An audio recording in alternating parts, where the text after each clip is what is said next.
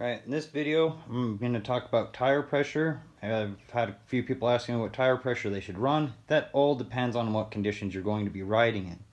If you're riding in sand or mud, you're going to want a higher tire pressure. Like 15 psi is what the highest I'd ever put in my wheels or my tubes. After that you'll start getting into like like track conditions, really wet track conditions, and then you're going to be running about 12 to 13, maybe 14, depending on how sloppy the track is and how many sand sections are in it. That's entirely up to you. You'll get a feel for it the more you play with it. Hard packed, out in the hills type deal, you're probably going to be running 12 to 13 there as well. I also run 13 for my FMX freeride bike. So, that just kind of, and all this does is big jumps and landings, and that's it.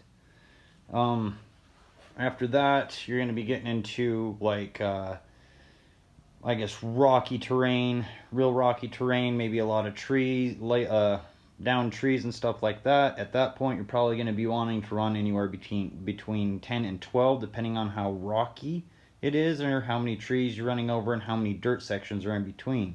So you're going to be kind of making up for, making a sacrifice here to get traction there, but also be able to up and over logs or climb a bunch of rocks. So you'd probably be, 10 to 12 psi. And after that, it gets into pretty much enduro cross, where it's nothing but hell and beating up your bike. And at that point, you're 8 to 10 psi.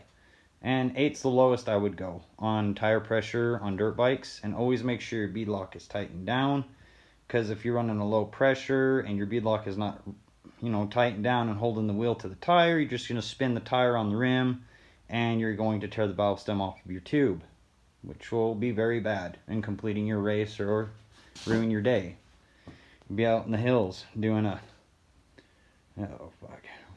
lost it. I don't even know what to call that anymore. An at-site tire change, tube change. But yeah, guys, tire pressure, always important.